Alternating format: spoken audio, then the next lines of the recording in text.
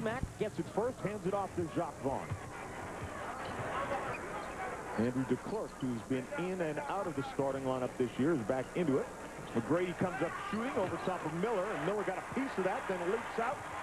And, misses an easy two, and then, to make things worse, passes to McGrady.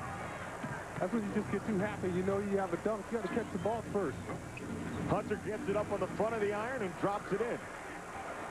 And he started off as such a great play for Brad Miller because he did an outstanding job of contesting the shot by Tracy McGrady. Ron Artest tries to reverse it and does. Now, like you said, he's got more than just defensive talent. The guy can also put the ball in the basket in a variety of ways. Here a check. He's been such a star with this team since the trade with Memphis.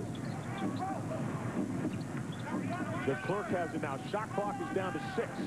McGrady's got to go to work, into traffic, out to Jacques Vaughn, comes up shooting, and it rattles in and out. DeClercq, though, strong out to the rebound before losing it. Well, here's that miscue. Brad Miller out after that great contest. And big men are not excellent ball handlers, by the way. But I like the defense anyways. It happens to all of us. Compounded by throwing it back, Tracy McGrady. Hunter drive, jump bump is good. Oh, nice offensive play that time by Hunter. He showed me something I didn't know that he had. He's already at his per-game average. After his 4 a game, and he's got him here in the first couple of minutes. Jermaine O'Neal drops it back outside to Tinsley, puts it on the floor, comes up shooting, comes up short. Gierczek with the rebound. I like Gierczek. Guy's shifty. He knows how to score the basketball. Now, he's been playing professionally before he came to the United States. Yeah, he's a rookie, but he's been playing professionally in Europe since 1989. Wow. So while he is a rookie, while he is still relatively young, he has been around, and the pro game has gotten so much better in Europe over the last several years. Well, you can tell he's played because he knows how to play with other people. But yeah, he's a rookie. He's a rookie to the NBA, but he's not a rookie to play with guys of high caliber talent.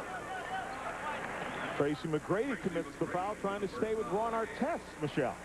Yeah, well, Tracy McGrady has not had his best games against Indiana. He had 13 in the first meeting, 23 in the second. Isaiah Thomas told me earlier, though, we can't take credit for that. He said T-Mac is going to have his night. If McGrady has it going, there's nothing you can do to stop it. And Doc Rivers summed it up this way, guys. He said, if it were that easy to stop a great player, he wouldn't be a great player.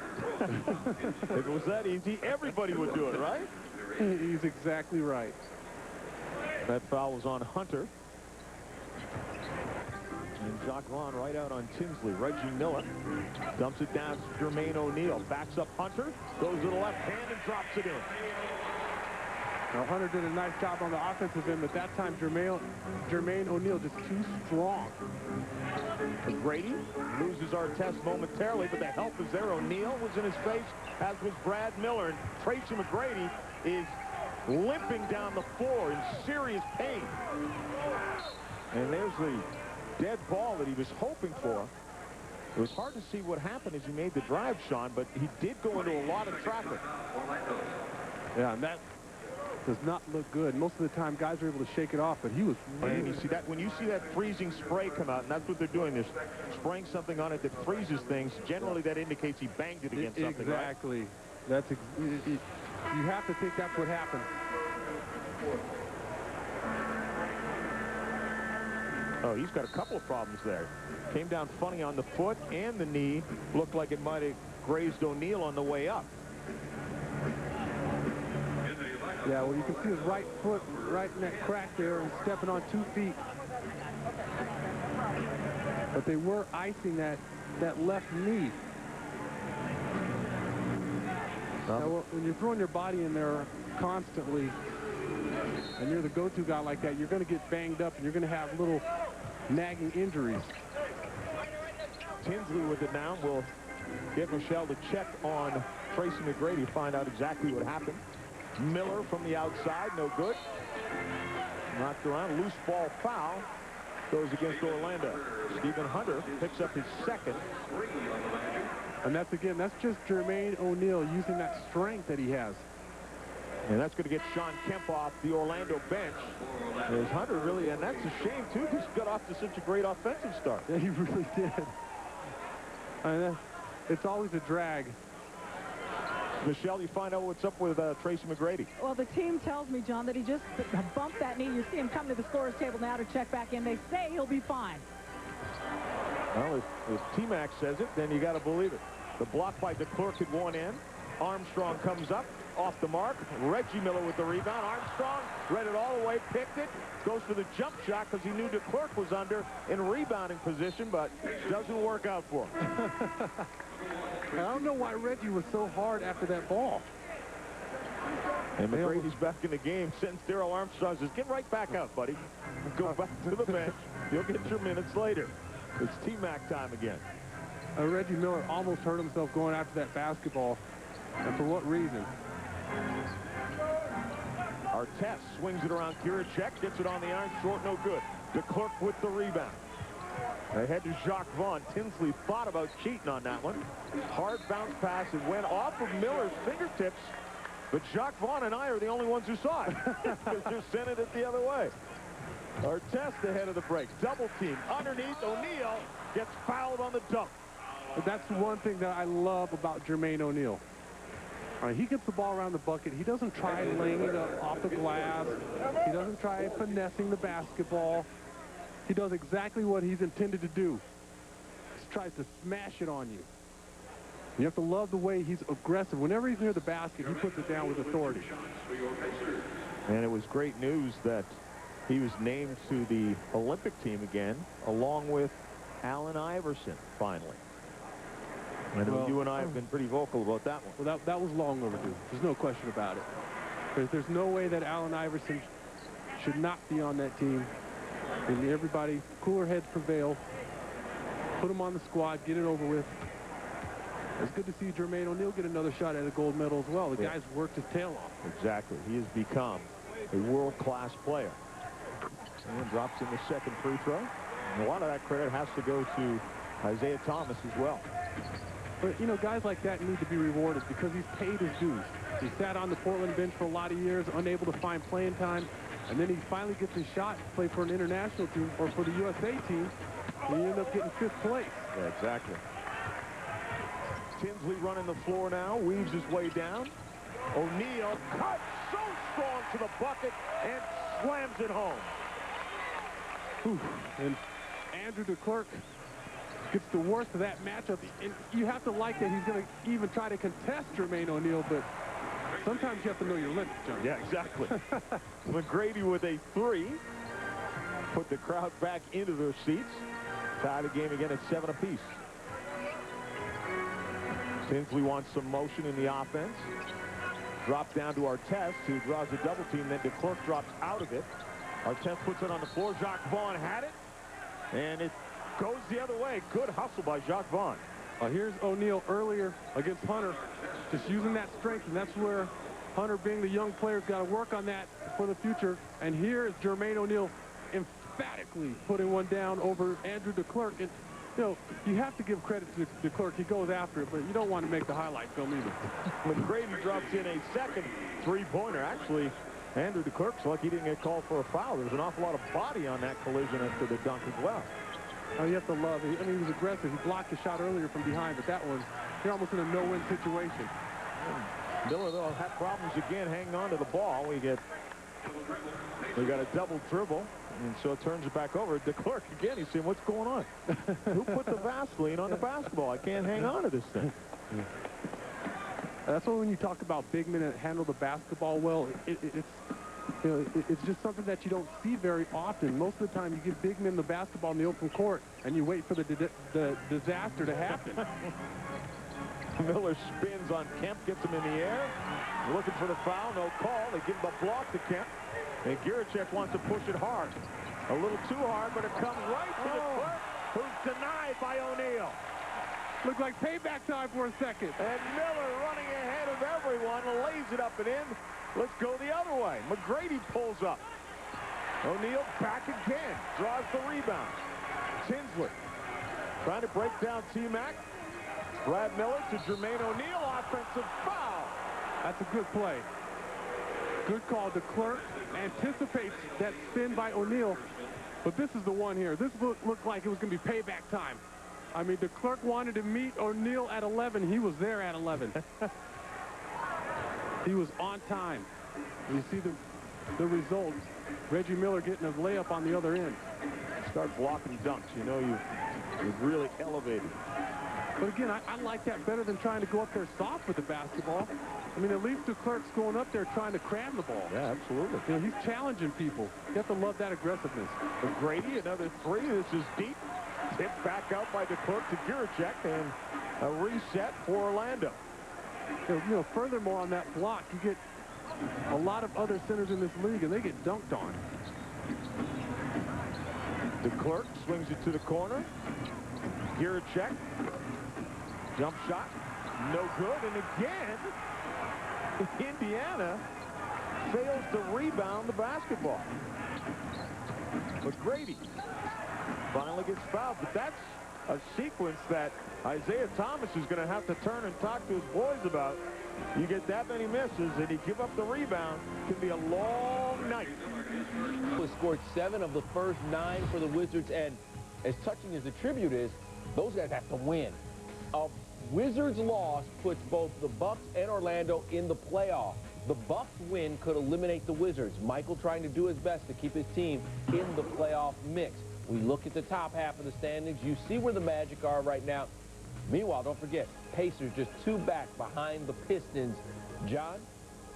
Yeah, this is obviously a key game for playoff position, but as you watch Michael Jordan retiring his number in Miami, when Gretzky retired from hockey, the entire NHL retired as 99. Would you like to see them do that with 23? That would really be amazing. Wouldn't it? I think that would be a great idea. He deserves that. I mean, he deserves at least that, because without Michael, I tell you what, the players would be a lot. They wouldn't have nearly as much money as they have now, that's for sure, because Michael single-handedly drove those TV contracts, in my opinion, over the last 10 years. Oh, no because question. without Michael Jordan, you don't have the ratings, you don't have all the licensing money that everybody's getting around the league these days. And these guys owe Michael a little bit of something. I think everybody realizes that. You saw the rebounding, the offensive end of the floor, and it all happened down at this end of the floor in the last trip, because they got 3 offensive rebounds. Mcgrady again is limping just a little bit. And Neal going up after that rebound, can't get it. You have to wonder if he got it banged again. Vaughn gets it up on the glass, still no good, and again an offensive rebound. Vaughn's shot, no good. How many times do I have to say it, John? I mean, that's got to be driving Isaiah Thomas crazy. Well, you watch the Pacers, they're watching the flight of the basketball. When the ball's going up, they're not putting bodies on people. And what happens when you get second and third chances and you got the NBA's leading scorer on the team? There's a good chance that one of those is going to drop. Well, it's the equivalent of letting them shoot, getting the rebound, and handing it back to them and say, hey, here, have another shot at it. Brady has 8 points now. Brad Miller to Tinsley. Spins away from Vaughn onto the baseline. Miller. Shot is good. Nice looking shot. That's the type of game that got Brad Miller into the All-Star game this year. Guys can go outside and burn you. Oh, bounce pass was terrific from Kemp. DeClerc hits the deck in a hurry after Mcgrady comes up with a miss. Pass in, just a little tough, and Artest comes up with a rebound. This has been a sloppy game. Yes, so it has. far, Yes, it has. Artest fools Vaughn. Harrington leans in, gets it on the iron, and gets fouled. NBA Fridays on ESPN continues tonight at 10:30 Eastern Time. Antoine Jameson and the Warriors visit Sean Marion, Stephon Marbury, and the Phoenix Suns in a Western Conference matchup. Golden State was... Musselman was the coach of the year. And I don't think there's really any question about it, because the way he brought those young players together, a team that everybody expected to be in the bottom of the Pacific Division, these guys were in the playoff hunt until the final 2 weeks of the season. Yeah, no, I agree with you. I think he'd be a terrific Coach of the Year candidate. Jonathan Bender has come into the game now for Indiana, which means they have 3 former high school straight to the NBA stars on the floor at one time. Juracek A lot of contact on his head. Nothing called there. Artest pushes it. Drops it outside to Tinsley. O'Neal tries to muscle Kemp back and takes him. And that's not easy to do. That is not easy to do. Looked like Kemp was trying to give up ground that time, trying to pull the chair from underneath him. Jermaine O'Neal just kept his dribble. Oh, Jacques Vaughn, nice drive off the Mcgrady pass. How Orlando can score. There's no question about it. And all these offensive rebounds, like you said, it's got to concern Isaiah because they are such a prolific offensive team. O'Neal turns, not this time. Kemp doesn't give up any ground. Jacques Vaughn pushing it hard right at Bender. And Mcgrady goes after the rebound. I don't think Jonathan Bender realized that Jacques Vaughn was right on his back. He was twisting him up in the open court. Whenever he looked left, he went right. Where is he? I know he's back there someplace. The Knicks, Greg Anthony. You know, there was a time when this game, this late in the season, really meant something to both teams. Unfortunately, Knicks playing for pride. Yeah, that's it. Meanwhile, Sixers playing for playoff position. H2O with 8 points already. Meanwhile, how about our guy Tim Hardaway? Checking in the game, getting ready to hit the floor. Orlando down by a point to Indiana. Yeah, Kevin, your partner is checking into the game. And let us know if you want us to pass any words on to Tim Hardaway. You watch his veteran move here. Jacques Vaughn is just twisting Jonathan Bender up. Just continues to weave his way behind him. That's what you do to big men in the open floor. Give him the opportunity. Here it is, real-time speed. It's almost like you have a mosquito or something on your back. Somebody scratch that itch. That's exactly right. It's like, where is that thing? But offensive rebounds, 8-1 in favor of Orlando right now. Here at Conseco Fieldhouse, John Saunders, Sean Elliott, and Michelle Tafoya. Tracy Mcgrady with 8 points, and the rest of the Magic with a total of 6. And that's just about how it goes for this team without Tracy Mcgrady. And that's one of the reasons why I think that he's got to be considered #1 for the MVP.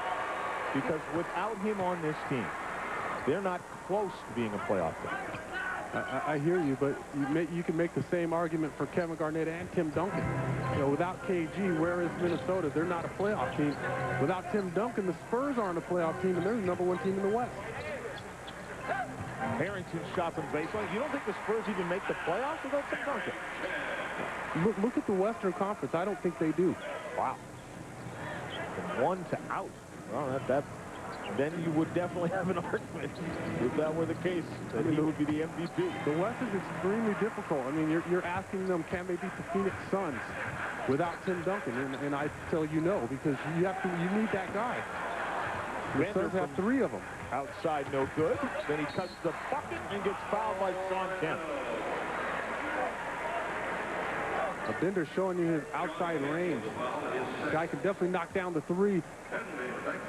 And showing you his mental ability, cutting through the basket, moving without the basketball. Again, that's the key. We talk about it pretty much every week. You know, the best way to get open in this league is to move without the ball or set a screen for somebody else. As the season winds down, where's Orlando located in the Eastern Conference race? Well, you can find out all postseason long with information on NBA's.com. Exclusive playoff picture, NBA.com. Just kids having fun, right? That's right. You see that shot that Tracy was right. They're just having a little fun. 23 years of age. The best players in the game, the leading scorer. How about this? Tracy Mcgrady could go scoreless the rest of the season and still finish over 30 points per game. Good job by Tinsley. Almost came around. Harrington almost came up with that. Then a bad pass. Now the shot clock is down to 6. Mcgrady fires it down to the baseline. And the shot beats the buzzer but won't drop down. And Tim Hardaway drops it off to Strickland. Bounce pass down to O'Neal, who leans it in. Wow, tough pass and tough catch. I showed you Jermaine O'Neal had some nice hands on him. Mcgrady now shoots over top of Tim Hardaway. No good. O'Neal swats the rebound down. Tracy McGrady's getting any shot he wants once he comes off a pick and roll. Harrington. And Garrity got his hands on his hip and commits the foul. And into the penalty, so Harrington's going to go to the line right now. Indiana on a 6-0 run. The thing that keeps Indiana in the ball game is that they play defense. And they could tighten it up a lot more here early on. They're giving up offensive rebounds. They're giving Tracy Mcgrady all the looks that he wants. And sooner or later, that's going to come back to bite you. Irachek's going to go to the bench, and Gerald Sasser checks in. Harrington uses every bit of his time allotment up there, don't you think? At the free throw line? It's not called Malone time. No.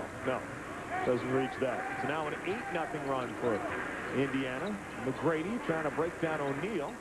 Burke, who just checked in, leans back on Harrington. There was no contact back there. He's looking for it. That's why the ball gets thrown away. And then Hardaway goes right to the hole. Well, first off, that's not Pat Burke's advantage to try to take it to Al Harrington in the block area. His advantage is to step him out because he can shoot the ball with a little bit of range.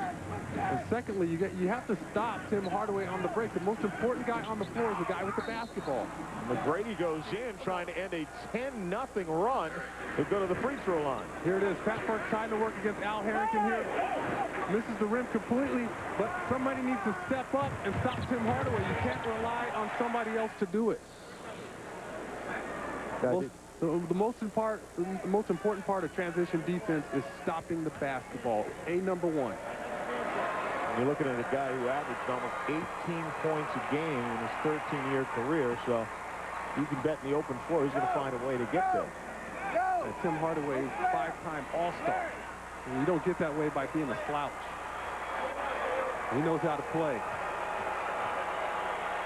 See, Mcgrady got 10 points, but struggling a bit from the field, and he misses the free throw. O'Neal comes up with the rebound. And now Tim Hardaway trying to lose Armstrong. Isn't it amazing, John, how you have all these young players talk about Tracy McGrady, Jermaine O'Neal. See Tim Hardaway go back door, and that's Timmy just using his experience to get open. But the young guys in this league, you talk about the MVP race, it's really 4 guys that are in it, and only one of those guys went to college for 4 years. Yeah, that is amazing.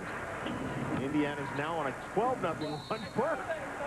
Well, it's very often you'll get somebody to go in the air, but when you get 2 of them going up at the exact same time, then you got a good shot of going to the free throw line. But a 12-0 run here, and you're right. You certainly wonder now when you mention the high school players for the MVP. Right. How many high school guys are looking at that and saying, you know, if I get there, I start the clock going a little earlier, the cash starts coming a little earlier. Absolutely.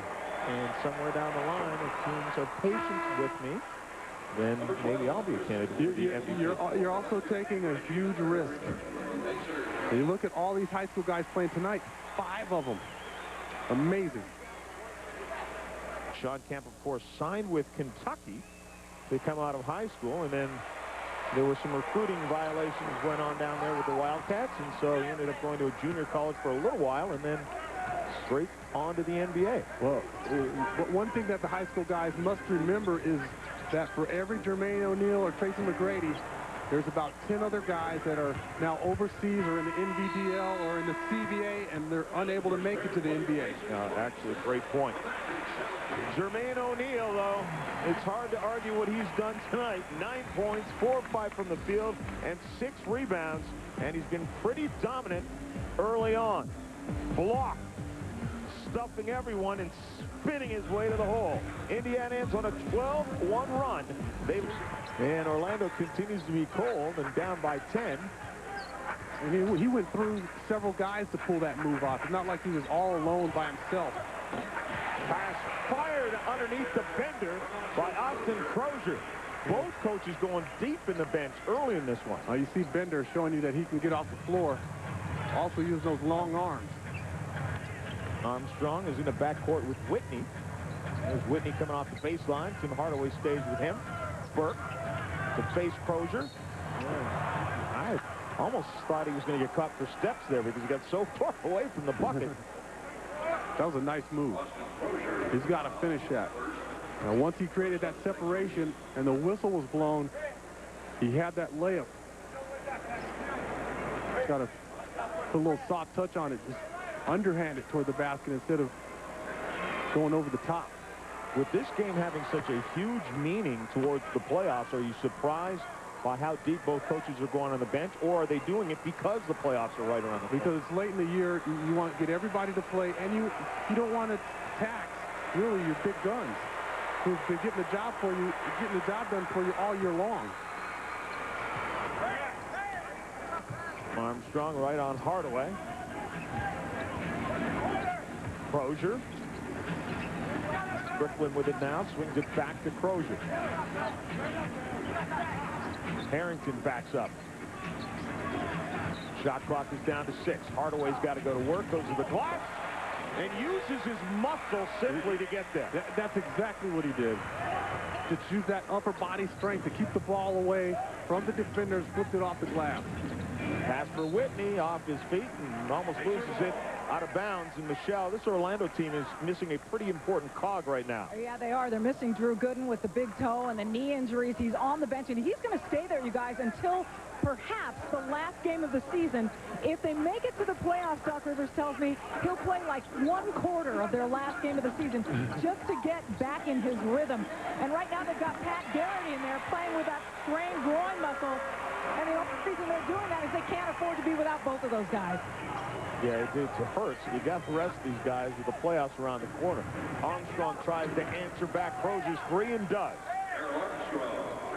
I don't know how Darrell Armstrong got that shot off because he had his own man in front of him.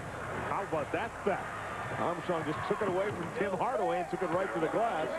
And Hardaway looks over and says, do you recognize me? I know I may have been on TV for the last few months, but I'm a 5-time All-Star. I've got an Olympic gold medal, and you're letting that guy get away with that. Yeah, leave me alone, is what he's telling Darrell Armstrong. Harrington short. Now it's Indiana that's hitting the offensive glass. But, John, that's Darrell Armstrong's game. He already had a steal earlier in this game. Then he comes back and takes the ball away from Tim Hardaway at half court.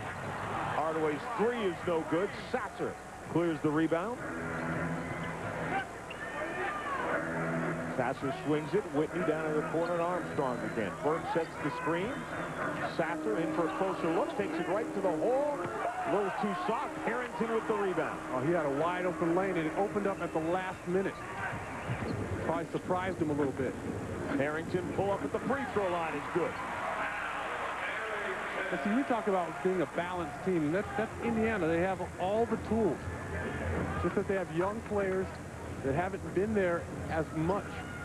Al Harrington, Jonathan Bender, Jermaine O'Neal, an outstanding nucleus.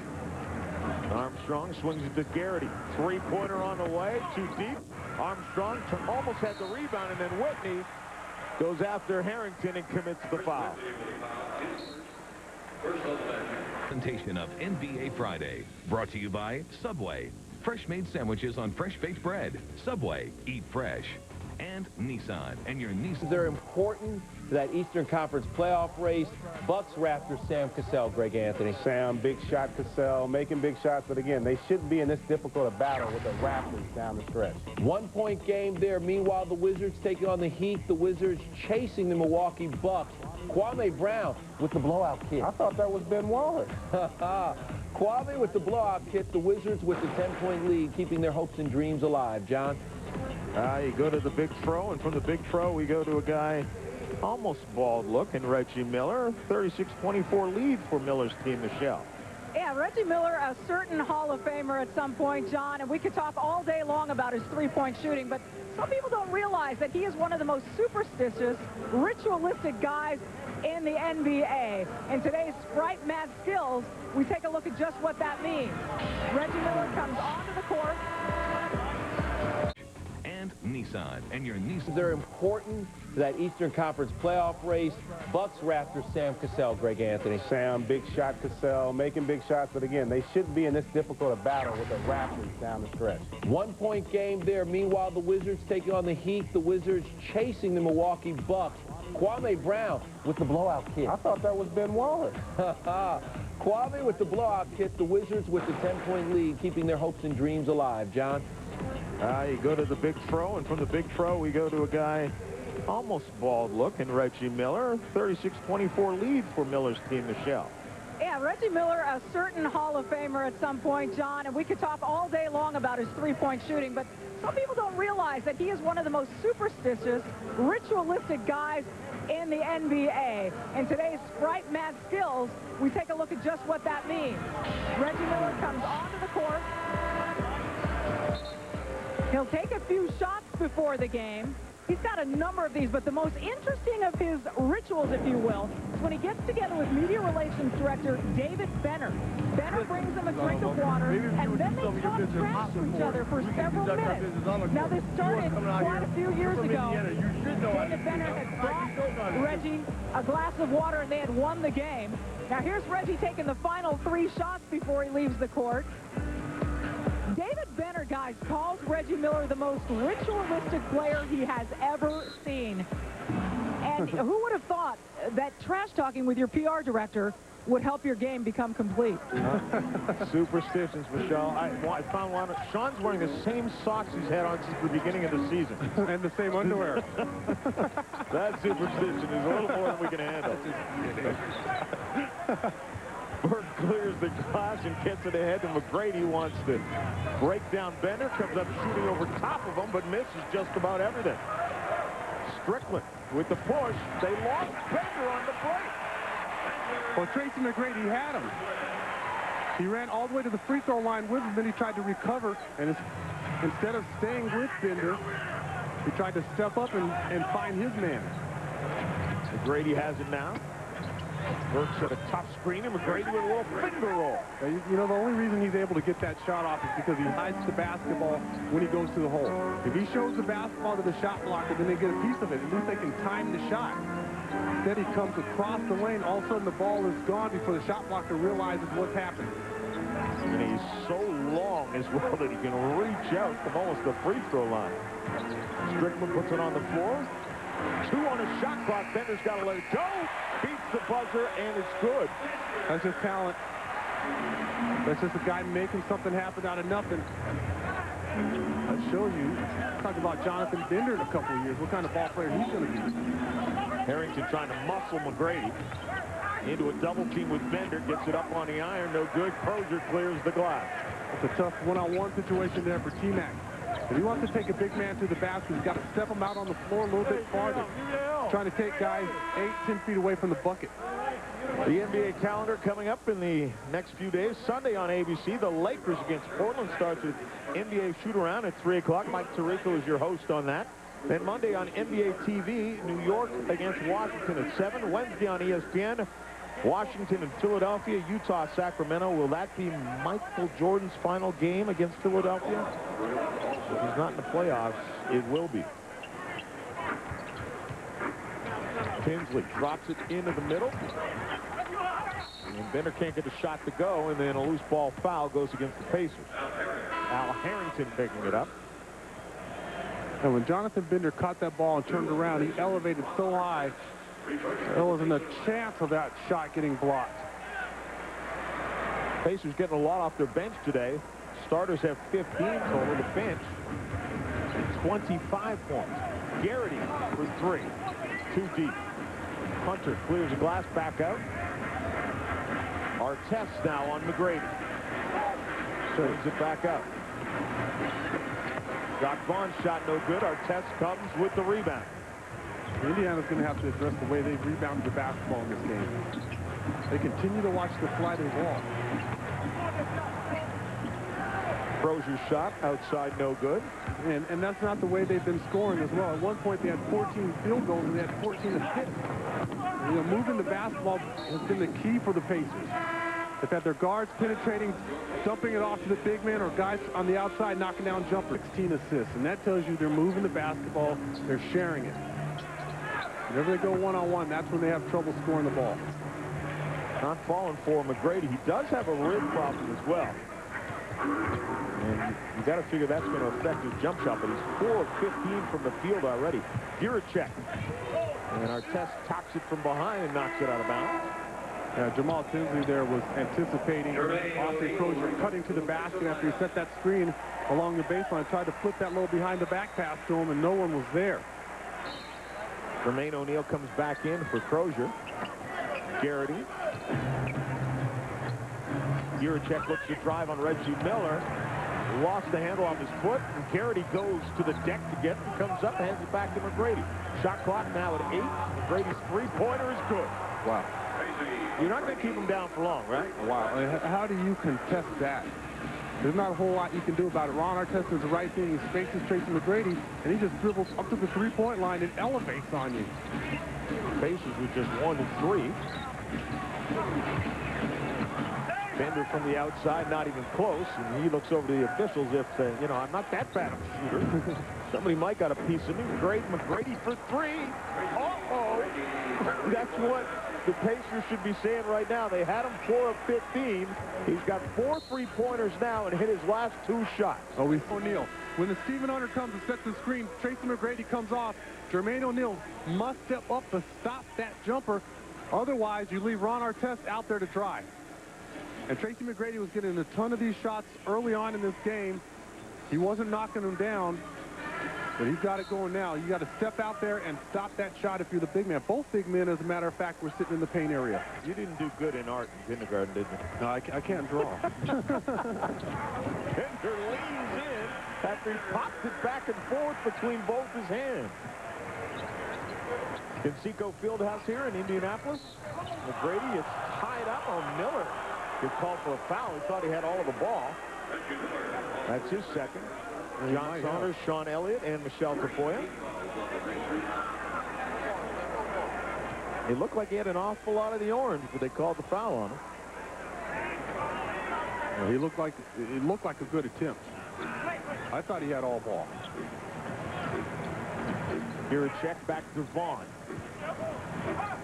Garrity comes off the screen. Shot's no good. Hunter almost picks it right back up and in. Reggie Miller with the rebound. Kinsley. The lob to Bender running the floor. And it started right about the three-point line. Tracy Mcgrady was step for step with Bender, and then he just took a step or 2 off, and that's all Jonathan Bender needed. He exploded toward the bucket. Mcgrady over top of Artest, and it's good. That's amazing. That's just beating double team with superior talent. If 2 guys on you, forget about passing the ball. He just drives over the top of them. Artest trying to work on Mcgrady, moves his feet nicely and swats it. Vaughn thinks about pulling up. Mcgrady puts it on the floor around O'Neal, reverses it, too strong, rebounded by Bender. Tracy Mcgrady had to wait for that ball too long. Artest ahead of everyone, and Vaughn commits the foul, and Ron Artest takes a swing at Vaughn. Yeah, he's really got to watch it now. You're getting close to playoff time. Every game is important. You cannot afford to get thrown out for a silly foul or a flagrant. You're going to get fouled in this league. Yes. That's part of it. I don't, you know, guys get upset because they get fouled a lot, and you hear guys saying, well, I'm getting beat up. It's the league. Well, especially if you're playing in the interior. The other thing is that it's a hard foul. Yes, it's a hard foul, but that's what you're supposed to do. But it's not flagrant, and Ron Artest, of all people, should know what a flagrant foul is because he has 2 suspensions because of them. And all that kind of action does, John, is it alerts the referees, and now they're going to be watching you even closer than ever.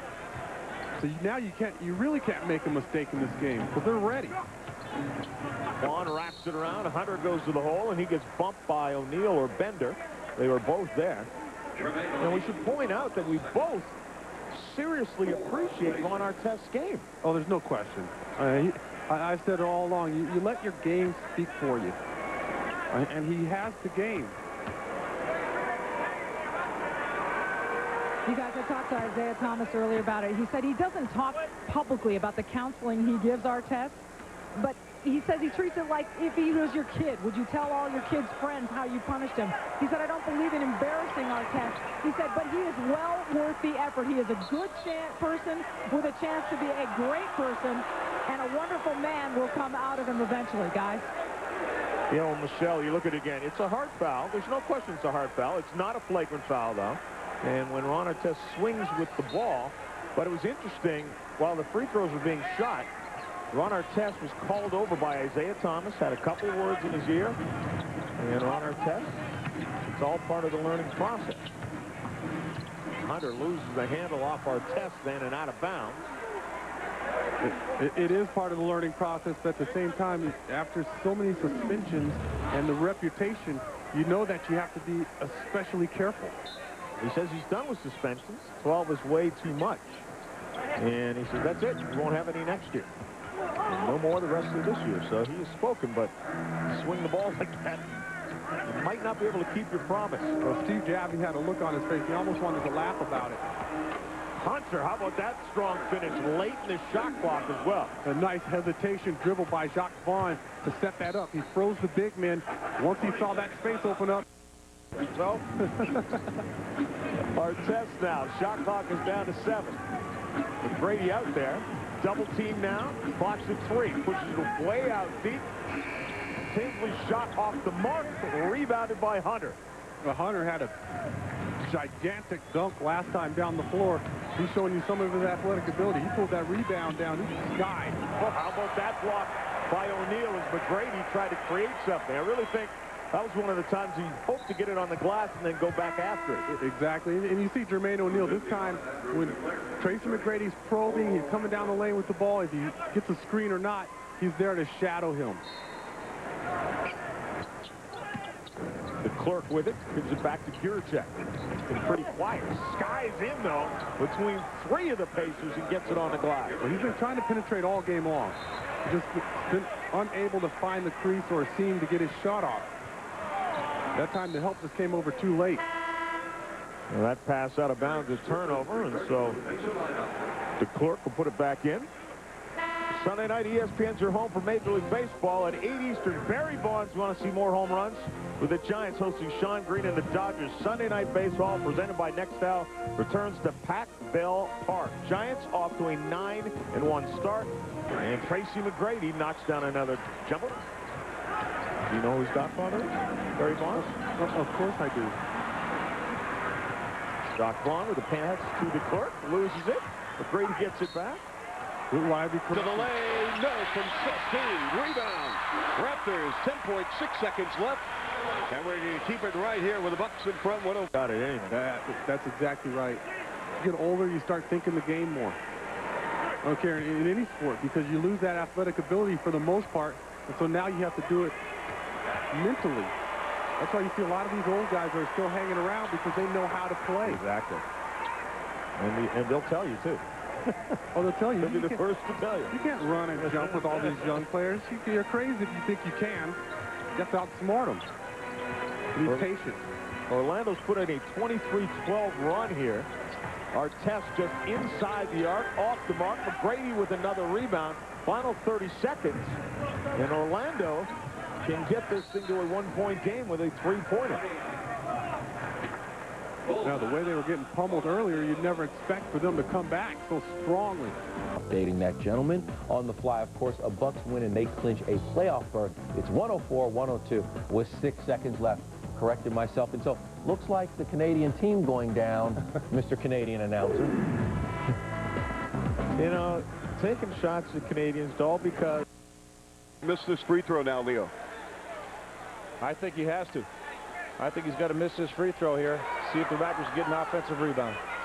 Williams, and the toss is good. And now Milwaukee has a timeout. They've burned their last. They've got to get the ball in play, though. Well, now you got a different scenario. Now you're going to go for a quick steal. And if you don't... All the guy is, I'm more concerned with his range and his wingspan. No one ever gets a rebound or blocks a shot with their head. You get it with your hands. This guy has extremely long arms. He plays like a guy 7'1". Another guy straight out of high school in his 4th season. All right, final 25 seconds. Jacques Vaughn comes to the ball. Got to believe they've called something for T-Mac. Runs off the screen. Bender out on him. O'Neal now on the switch. 10 on the shot clock. Three-pointer on the way, and the foul by O'Neal. O'Neal says, where? He got him on the forearm. On the floor, he's 6 for 8. Well, Chuck, if the Raptors were to lose this game, free throws could certainly be looked at. Milwaukee just under 79% from the line. Raptors only 65%. Raptors have missed 9 free throws in this game. The Bucks just 4.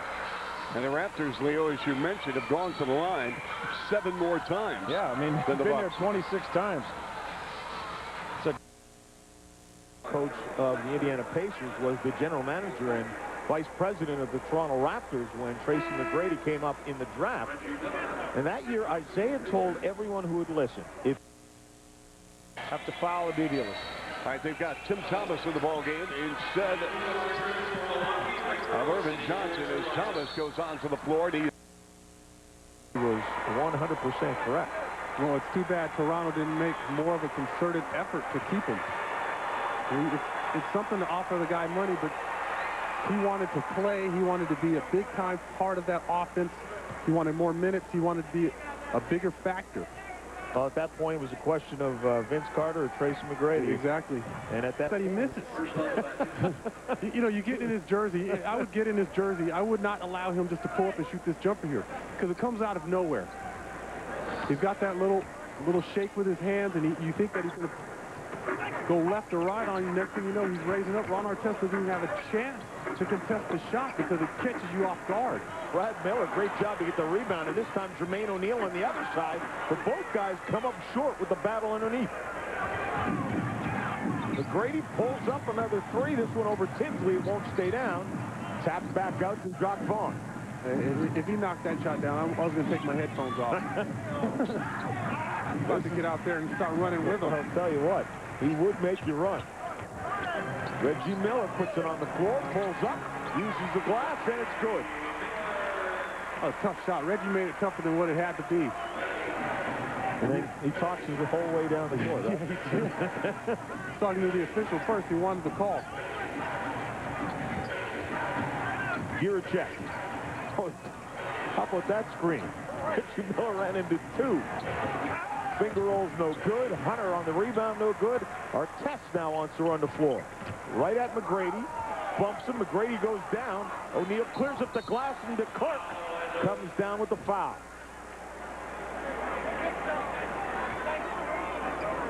Hey, John and Sean, I want to update you on the condition of Tim Hardaway. He will not be back for the second half. Those back spasms proving too much for him tonight. As for Orlando, I spoke with Doc Rivers coming out of the locker room. He said their run to close the first half included 7 straight defensive stops. He called it their first defensive run of the game. He's also happy that his team is hitting the offensive glass and getting extra shots. What he says hurt them in the first half, Sean and John, was transition defense. And he said that disappointed him because Orlando is supposed to be the running team here. Yeah, but what happens so often with running teams is they don't get back on defense. They like to run at you, but they don't like to run the other side of the floor. It's almost like the defensive end has a tilt to it, like they're running uphill. Well, once you sprint it all the way down there, yeah. Exactly. Not only in practice, you might get to walk back, right? That's what they'd like to think. 3-point game. McGrady, Artest stays right with him. The clerk hits a hard screen and rolls off of it, leans in at O'Neal, and O'Neal is forced to foul. So that's an excellent play by Andrew DeClerc. Doesn't try to push off with his off arm. He just uses his body to create the contact and has the focus to get that shot up. You can catch live NBA action in high definition on NBA TV. Monday, Michael Jordan will play his final regular season home game as the Wizards host the Knicks. The Wizards and the Knicks in high definition. Did you get your high definition set yet? Not yet. What are you waiting for? I haven't been home long enough to go out. O'Neal with the 4 fouls. Yeah, they didn't tell you that when you signed on. Exactly. That you never get to go home.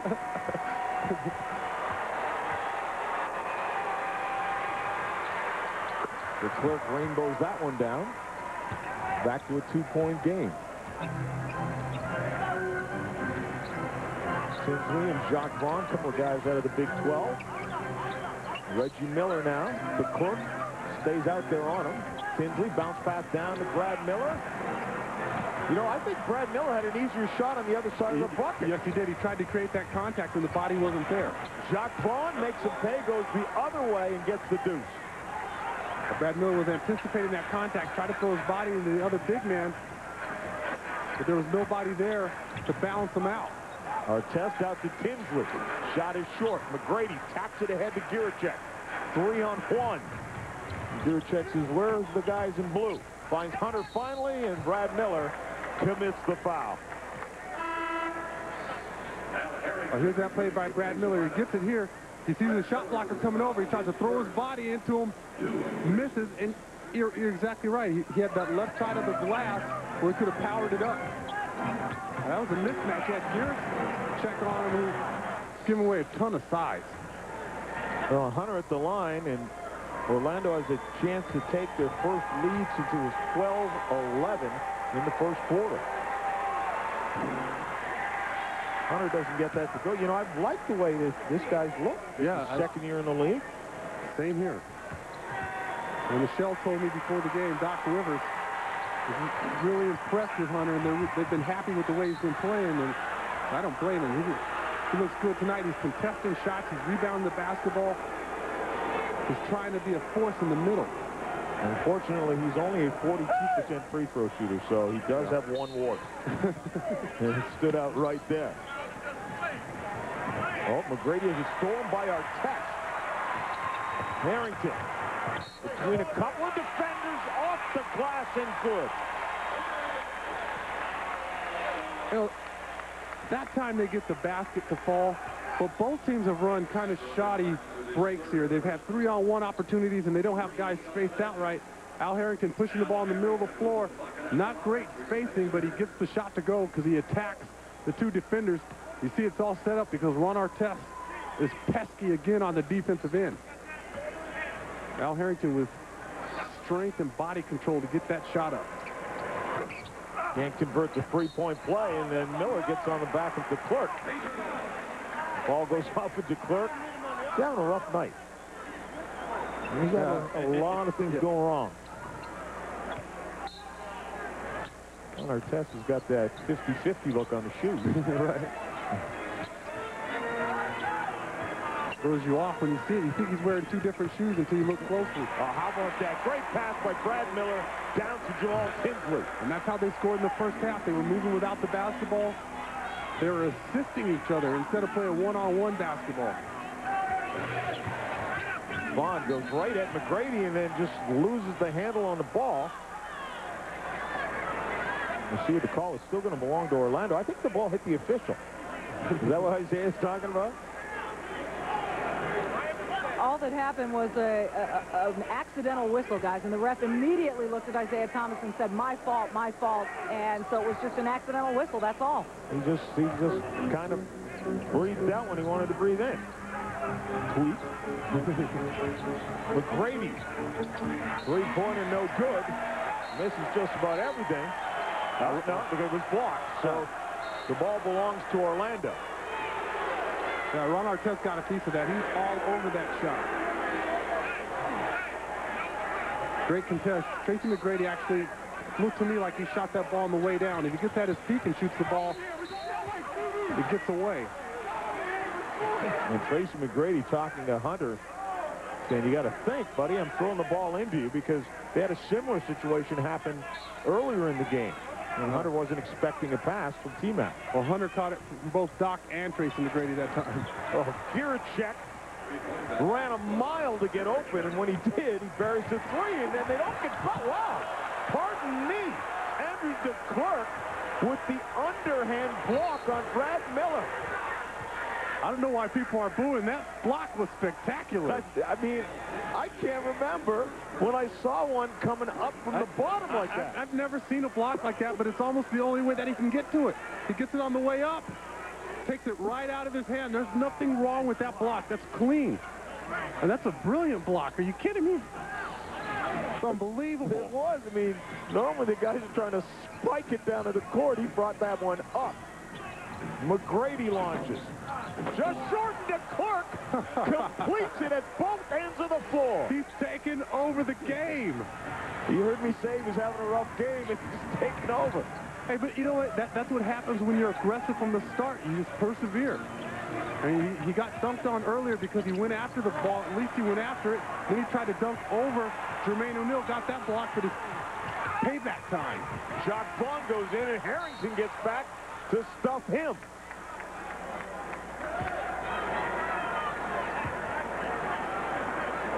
I mean, you just don't see this. No, you don't. But what a block. And that's amazing because he sees the ball at the last minute, And then he sees it on the other end coming off. No one puts a body on him. Too many paces watching the fly of the ball. Look at his elevation.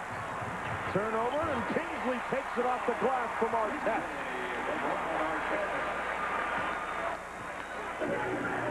This game has been sloppy at times, but it's pretty high energy. Yes, it is. But the Clark trying to make a point here. He's been aggressive the entire game. Gierczek into the paint, dumps it off to the Clark with a strong finish. John, white man can't jump. I don't care what anybody says. He's getting off the ground. The Clark has really jacked things up. Harrington calling for the ball from Tinsley, gets it. Has Hunter on him, shoots over top, short. Mcgrady with the rebound. Andrew DeClerc is putting on a show right now. Sets a high screen and rolls off of it. McGrady got away with steps there. And T-Mac seems as you can convert the jumper, and he does. And it turns and has a couple words for the crowd. Yeah, a couple choice words. Artest. Hunter got underneath with the block and then the foul on the ground. I tell you what, DeClerc and Hunter right now are doing a tremendous job on the interior for the Magic. They're going after every shot, the rebound in the basketball. And you watch here, Andrew DeClerc puts this down, and he's making a statement. And here's his last one. This is a one-handed, high-flying tomahawk dunk. Beautiful for rhythm. He's taking an awful lot of tough shots. But you see, I'm waiting for the dots to quit. They just keep coming. 31 points on those 27 shots, and one more rebound away from a double-double. You know, you have to be awfully talented to get that many shots away in an NBA game. Remember, Kobe had 47 earlier this season. 47 attempts. Team all-time high in shots like 23 in a game. Was anybody manager? I don't know. Not that I knew of. Artest working hard on defense to stay with Mcgrady. Swings it to Garrity. Open look for three, and it's good. Yeah, you cannot leave Pat Garrity on the perimeter like that. This guy is a terrific shooter. And if he gets hot, watch out. He's the type that will not miss for anything. And he's playing limited minutes as well. He's playing with that groin pull. Reggie Miller trying to create it. It's not there. Gierczek with the rebound. Hey, I tell you what, this is the best defense I've seen Orlando play in a while. They have guys helping each other out. They have their big men contesting shots. They're rebounding the basketball. Gierczek, I mean, you want to talk about not playing defense. You're not supposed to be able to get to the hole that easily. Not from the left side of the floor and dunk it on the right side of the rim. That's just porous defense. 14-2 run by the Magic. And they're going to get a chance to add to that. Jacques Vaughn around Tinsley, back to Gierczek. Mcgrady, three-pointer. Just a little deep. Reggie Miller with the rebound. Because he had to wait for it. Harrington gets it. Dishes it off, and a reverse underneath by Brad Miller. Artest might have got popped in the eye or something. One trip down, he keeps tapping himself around the eye or the forehead. Oh, he's getting run into screens.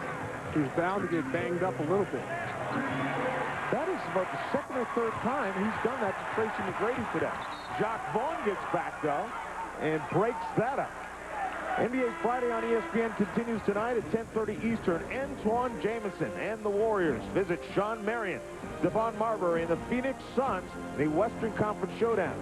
Both teams still alive, although it's going to be a reach for Golden State. They are 4 back now, but that does not undermine the terrific job that they have done this year and the strides that they have made. Artest creates something, throws it off the glass. He just overpowered his defender that time.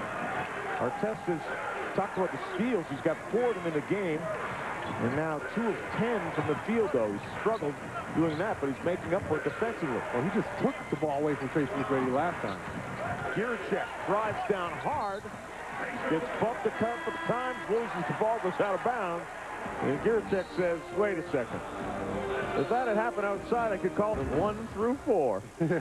Please, we'll finish anywhere, but don't let us face the Lakers. Ron Artest, we talked about the 4 steals. He's one of the best at that in the league. As a matter of fact, he ranks 4th in steals in the league, and Michelle draws a lot of attention.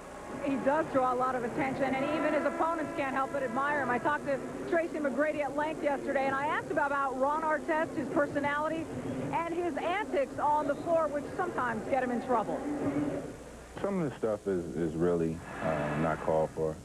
But what I like about Ron, he's a fierce competitor. You know, I would definitely take him on my team. Despite all the stuff he does on the basketball court, I would take him. Because the guy is, I mean, he goes out there and compete like nobody on a basketball court does. And he's a hell of a defender. And that's the one thing that you love about the guy, is that you know you are getting everything he has every time he goes between the lines. Exactly. Tracy Mcgrady hits it right on the head. The guy is a fierce competitor, an unbelievable defender, but he's got to keep his head. Miller now has Mcgrady at his back. Shot clock's at 5. They swing it around. Artest at 3. 2 as Artest finally releases, but Hunter got a lock on it. And they get a 24-second violation. Hunter and DeClerc, again, these guys have been contesting every shot in their area, going after every ball, trying to rebound the basketball, bringing high energy to this team. Tinsley on Vaughn. Check outside the 3-point arc. Rattles down and out. Rebound comes to Tinsley. Almost loses it. Almost dribbles it right onto the bench. A little spider drill going for a minute. A little back and forth underneath his legs. Miller inside the arc shows some range for the center. You got to get out on that big man. Got to read that scatter report. He's not a guy who's going to dominate you with his back to the basket, but he is going to go outside and bury you. Ron trying to lose Tinsley, then at Miller. Check again puts it on the floor. Dumped down to Hunter. Gets it over the iron. And probably should have flushed that one. Yeah, he tried to get soft with it up top. Tinsley just rolls right over Jacques Vaughn. Vaughn's like, wait a second now. I was standing there, minding my own business. And the guy tried to dribble through me like I wasn't even on the court. And penalty, so Tinsley goes to the line. And these are the important free throws because Indiana in this half has allowed Orlando to exert itself on the offensive glass and has allowed Andrew DeClerc to kind of take the game over, although DeClerc's on the bench right now. Now you got both of your young guys, your young athletic big men, and you throw Drew Gooden in that mix. You have a nice nucleus here with those 3 big men. They just need to gain more experience. And how about, you know what, this is my wish for all of basketball next year, is that Grant Hill is able to be healthy and play a full season. In other words, you want the Orlando Magic to make the final. Well, that's what you're telling me. You know, if that's what it comes to, it's just that Grant has worked so hard, and it's just been such terrible luck with the surgeries. Another one this year. You just want to see him come back. You know, my injuries weren't quite that bad. I went out that one year and had my right knee fixed. I came back the next year, had to get my left knee fixed instead of doing them both at the same time, but I was able to come back and I felt much better. So I know Grant Hill, sometimes you go through those times of adversity, but he's the type of guy who's willing to work hard, and if he's healthy, he's going to come back with a vengeance. So that's our wish for you, Grant, as Sean Kemp lays the 2 in and then goes to the free throw line looking for a 3-point play.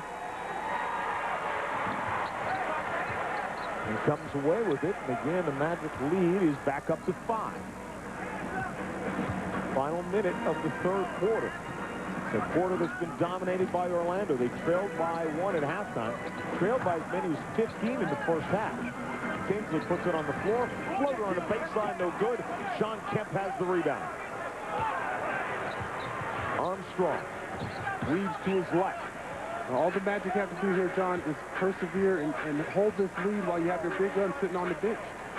Perfect time. Doc Rivers pulls out his big gun and gives him a rest. Armstrong's rainbow off the glass. Now, Farrell, and then he wants to foul. 7-0 run. He meant to do that. Off the glass, and he's looking for the foul, but a 7-point lead now. Shot clock is off. 10 seconds left. There's a crucial stopping period right here. Tinsley trying to lose Armstrong. Kemp was there with the help. Strickland from outside three is no good. And a great third quarter by the Orlando Magic. And you can really take it back.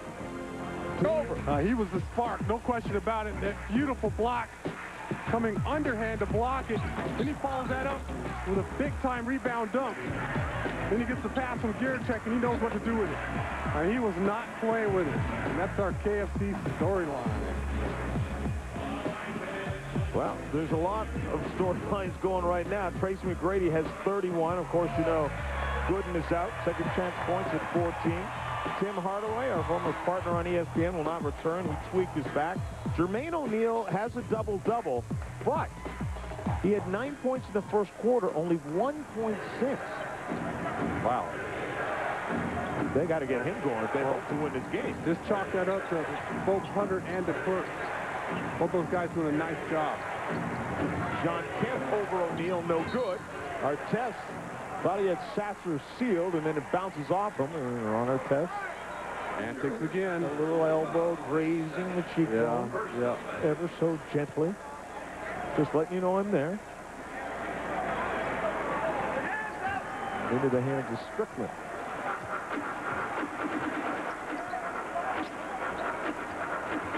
Strickland down to the baseline. Cut off by Armstrong. O'Neal trying to fight his way free. Sean Kemp muscling. Strickland, three-pointer no good. Sasser keeps it alive to Garrity. I don't know how Sasser kept Ron Artest out of the lane. He's giving up a ton of size. Or weight, I should say. Strength. Armstrong gets it back from Garrity. Drives high off the glass, too strong. Strickland comes out of the pack with it. Sasser gets back on him. The question is, how long can Doc Rivers afford to keep his big guns out? O'Neal turns around and gets his first deuce in some time. Just 1 point after the first quarter. They got to score on this possession so they can continue to give Tracy McGrady and the Clerk and Hunter some rest. Well, you mentioned resting those guys. McGrady, in that great third quarter by Orlando where they scored 27, T-Mac only had 5 points in the quarter, so getting a lot of support out there. Gierczek had a good quarter. The Clerk had an unbelievable quarter.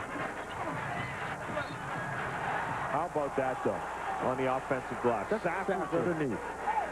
There are 3 or 4 Pacers players underneath on that possession, and Sasser out-hustles all of them. A lot of game left, but when they watch the tape of this one, there's going to be some embarrassed faces at some time. Garrity barely graces the iron there. Strickland comes up with the rebound. And sometimes you have to put the ball down on the floor first and then go up with it. Makes it a much more difficult shot. Had Garrity rush that just a little bit. Bender, Gierczek steps out on him. Artest tries to muscle Sasser, and he's got definitely a strength advantage on that one. Muscles him back. Yeah, that's exactly what he's doing. He's just bogarting his way to the rim. You ever get on the charter, Sean, and they start showing the tape of the previous game and you want to go somewhere and hide? Absolutely. You kidding me? It's called the truth machine. Because you can say, Coach, I was there. I was boxing out. The guy just made a great play, and the film shows otherwise. Harrington gets it to fall. Back down to a three-point game. Armstrong just runs over Strickland. Can't believe there was no call. Sasser now double-teamed out of it.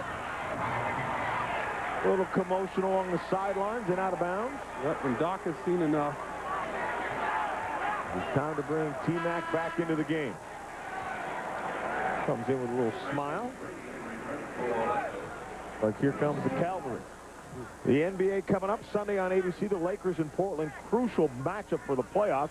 Beginning at 3 o'clock with NBA shoot-around. Then on NBA TV Monday, New York and Washington.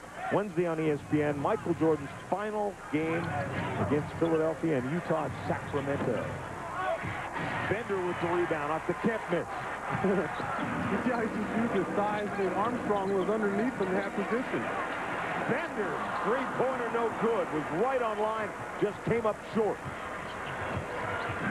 Jiricek drives the baseline, pulls up, finds Mcgrady again.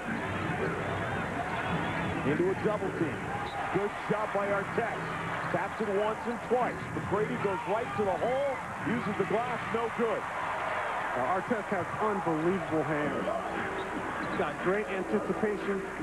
He gets his hands on so many balls, you know, just deflections, tips. Bender with it. You know, the other thing about Artest, when you make the guy work so hard, that far away from the bucket, by the time he actually makes it too, he doesn't have much left. Hey, he's exhausted. You got to wrestle that big, muscly guy for 48 minutes. Here it is. Guy's working off the screen. Does a great job of getting a piece of that ball. Otherwise, you could be looking at 2 for the Magic. All the love, letting each other know they're out there working hard. We got a 3-point game. The Nets visiting the Bulls, and the Bulls playing tough, but here come the Nets. Kenyon Martin, the angry flush. He has 23 points to lead the way. And how about Richard Jefferson, Greg Anthony? Stepping up big. Jason Kidd once called his team out in the paper. They're responding with a very gritty effort out in Chicago. Well, they need this win. They entered the day tied with Detroit atop the Eastern Conference. Of course, Detroit holding the tiebreaker. They're currently losing to the Hornets. Hornets slotted in basically in the 5th spot. Antoine Jameson getting ready to roll. Big game as the Warriors take on the Phoenix Suns. Antoine, the main man, listening to some beats. And you know, you got to get your groove on before the game, right? You know, Antoine Jameson, listen to. He says maybe next year I'll be listening to them call my name into the playoffs. So Orlando, after a great third quarter, has started 0 of 7 from the field here in the 4th quarter. Yeah, an ominous start. It's really due in a large part to Indiana's defense. They've come out, they're rebounding the ball much better. They're helping out on those pick and rolls. Tracy Mcgrady in the first half was coming off pick and rolls. The big men weren't stepping out to contest his shot. Now he's coming off. There's 2 guys looking at him. He has to give up the basketball. Bender now with 13 points, and he averages under 7 on the season, so that's a big performance. Armstrong down to Mcgrady, double team, finds the clerk. I mean, he's bringing haymakers. He's starting that dunk from the first row. Yes, he is. He's flushing him. He's pulling his arm back. He's letting him go. Strickland around Armstrong, dumps it off to O'Neal. He leans in, strong use of the glass. Good power moves by both big men on each end. The Clerk with the dunk, Jermaine O'Neal with this nice power move and soft touch off the glass. Mcgrady loses Artest for a moment on the switch. Jiricek, the Clerk sets the screen. Jiricek backs out. 6 on the shot clock.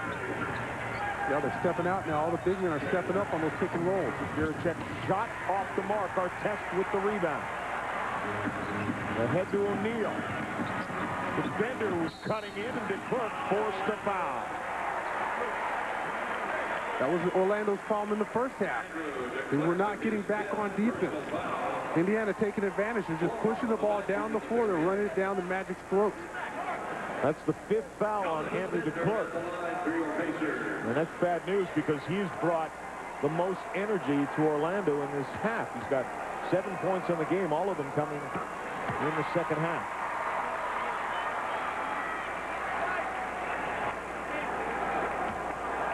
They missed that guy right there. We did. Yes, they do. You know, he's just, more than anything, he gives them depth. You don't have to play Pat Garrity. Pat Garrity's out there nursing a groin for him. Because Drew Gooden's not able to play. You have those young guys out there, they can play forever. You never have to give them a blow. Garrity comes up shooting and knocks it down. and that ball was away instantly.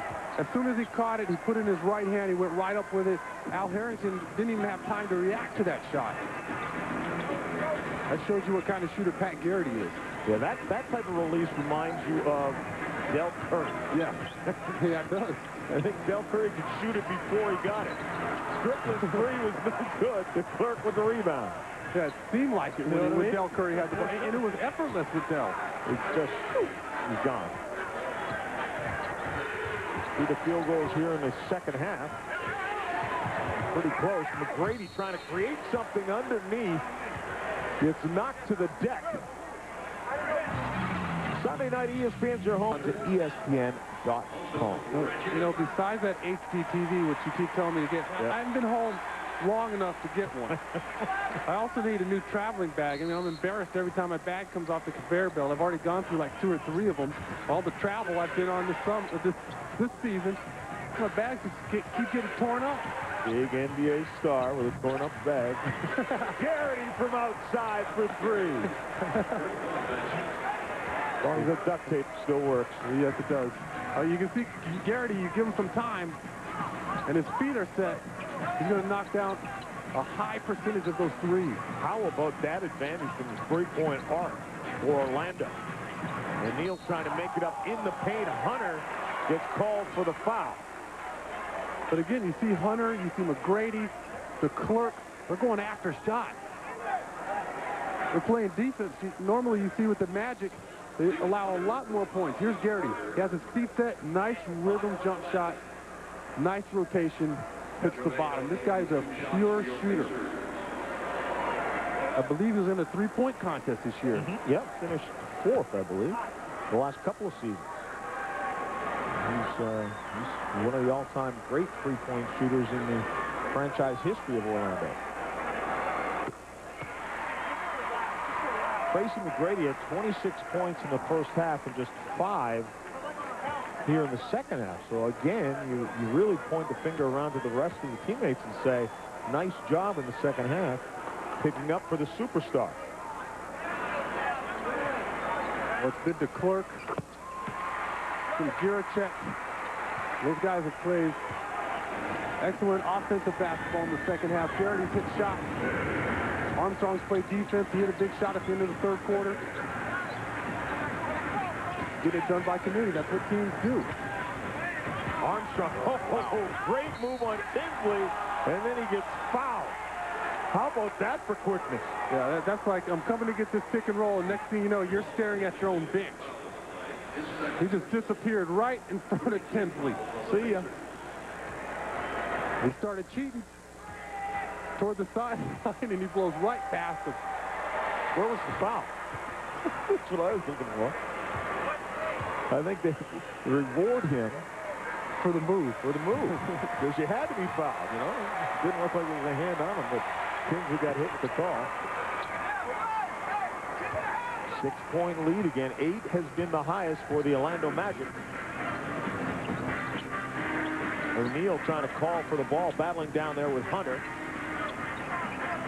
Well, they got to give him time to establish position. O'Neal wants to drop it down to Artest, and this time it's Mcgrady with defensive play. Then takes everyone to the rack. The finger roll won't fall.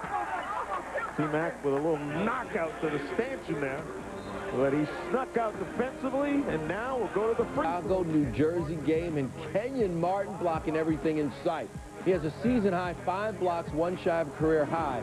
Log on to ESPN.com and vote for your Dockers Defender's Edge. Yeah, Kevin, but I'll bet you none of those blocks by Kenyon Martin were underhanded. It came up. That was the block of the night for sure. That's one of the best blocks all year. You look at the race for the 8th spot in the East, and Washington is barely holding on. Orlando would clinch a playoff spot with a win tonight. Milwaukee has done that. And Washington, really their only hope would be for Orlando to lose all of their games, including tonight. If they won their remaining games, then they would be tied. Then we would go to the first tie break, they'd be tied. The second tiebreak would be tied. It's the third tiebreak that would give it to Washington. I believe that's versus your own conference. Versus the division is the third. Your division. We got it right, Michelle, because you know this better than us. Well, no, I know it now because the Magic PR were very stringent about those numbers. But it's interesting. The Magic number is down to 1. That means if they win this game, they clinch. And I asked Doc Rivers if the pressure goes up as the Magic number comes down. And he said in the case of his team, because they're so young, yes, it does. He also told me that people are asking him if he's nervous taking a team that normally starts 2 rookies into the playoffs, and he said a little bit, but what an opportunity to bring a team back next year that is finally getting playoff experience at such a young level. Well, that's an excellent point, because you don't often get that luxury to say, you know what, we got those playoffs, we'll keep guys that are rookies and some young players, and don't forget, your leader on the team is 23 years old. The more games you get in the playoffs with these young guys, the better. And it's a luxury that you have all these young players and you can play them in the guts of a playoff stretch. And then get them into the playoffs. It only benefits your team in the long run. Artest, Mcgrady works hard to stay with him, swings it back outside, picked off by Armstrong. Oh, and by the way, that last defensive, look at back there. You like that? Even has a little blow onto the finger. What do you say about that? That was a pure jumper. It doesn't even touch the rim. This guy gets a good look at it. And that last defensive possession, by the way, was unbelievable. Stephen Hunter was blocking shots. They were collapsing on Jermaine O'Neal. The Orlando Magic mean business right now, John.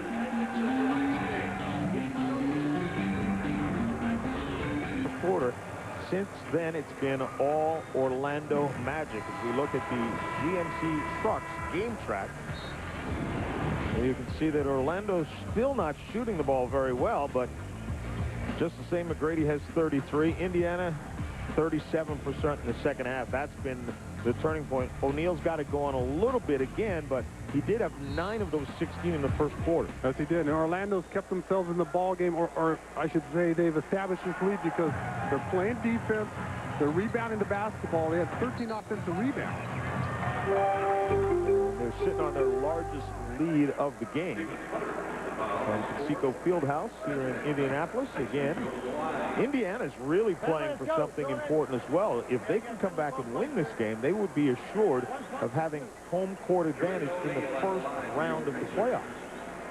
Yeah, you know, I feel like I jinxed them because I said earlier, at the beginning of the show, that they should be the favorites in the East. Yes, you did. Because they're so well-rounded, so balanced. But you can't have this kind of performance and expect to win a lot of playoff games. Also, not on your home floor either. I mean, exactly. Indiana is 31-8 on their home floor. And Orlando is 15-23 on the road. This is not supposed to be happening. Exactly.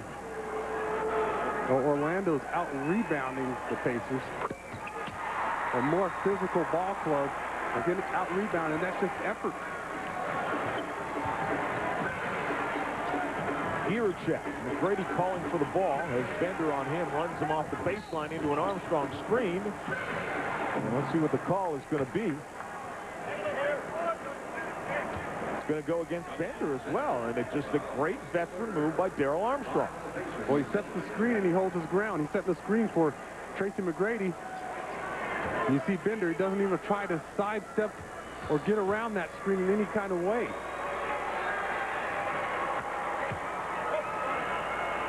They're also, you know, under the bucket like that with the guy running him over who's 6'11", looking small underneath there. One of my favorite players, Darryl Armstrong. Oh, one of mine too. Oh, brings the energy every single game. Yeah, you have to love what he brings, and he's pesky. Drawing that foul, getting to the line, picking balls off in the open court. Oh, O'Neal, strong finish. Hunter thought he had a chance to cut it off, but O'Neal still jams it down. Well, again, you have to admire the young fellas going after the basketball, not afraid of going after those dunks. But you cannot gamble and try to pick the ball off. You got to play solid defense. Golden State and Phoenix coming up next. Armstrong with 5 on a shot clock. Gierczek with 3. Goes right to the glass. Goaltending on Jonathan Bender. That was a close call. Here it is. Great ball movement. Ends up with this penetration. Hits the glass first. Can't touch it. Easy call to make. Tinsley sees an opening, then finds Bender, puts it on the floor. Too strong, knocked out. Mcgrady comes out of there with it. Yeah, I don't know how many blocks Hunter has, but he has some intimidations. He has some deflections. He has 4 blocks, but he has some intimidations, and his 4 blocks have been huge. Yeah, I've been impressed with Hunter tonight. McGrady's jump shot is good. Oh, boy. He just welcomed the young fellow to class and let him know that he was late. O'Neal trying to get a couple back in traffic, no good. And O'Neal just looks around, wondering where the calls are tonight. Tracy Mcgrady said Jonathan Bender to score last possession. Give him a little up fake, got him off his feet. Well, gave him a little step back jumper. Just shoots over top of him, no good. Crozier with the rebound. See, that's where you can penetrate. You already set him up with the jumper. He's a young, aggressive player. Show him that ball go around him. Crozier dumps it off to O'Neal. They need a little more urgency. Tinsley thought about the 3, then steps back and launches it. Probably had a better shot at it the first time. Yeah, I mean, that's not the type of offense. That's not the shot that they want. They're just passing the ball around the perimeter. They're not passing it inside, penetrating, putting pressure on the defense.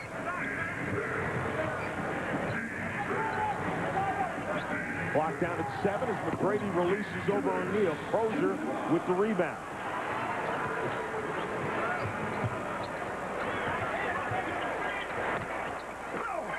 Crozier with the finish. Austin Crozier a few years back looked like he was going to emerge into a star. He got the big contract, free agent, shopped around, but his minutes have really gone down this year. Well, he had a great playoff series. But then Indiana brought in some young guys that were competing for his spot. Same playing time. Gierczek, 3-pointer. No good. Hunter with the rebound. Gets his second chance at his miss, so it's a rebound and a putback. Again, how does Indiana get out-rebounded in this game when they're so strong and physical? It's an effort. Hunter got 2 offensive rebounds that possession. Should have dunked the first ball, by the way, but he got it back and still managed to put the ball in the hole. And now Indiana forced the foul to stop the clock. As this game has just gotten out of hand, Magic now with a 13-point lead. This is going to be a game that Isaiah Thomas is going to have a difficult time explaining. Yes, he is. Now watch. No bodies on anybody. Where's the effort on the defensive board? It's not there. You see one guy making an effort. The other 3 guys are standing around. You have no one to blame but yourself in that situation. Second chance points, and that's just all out hustle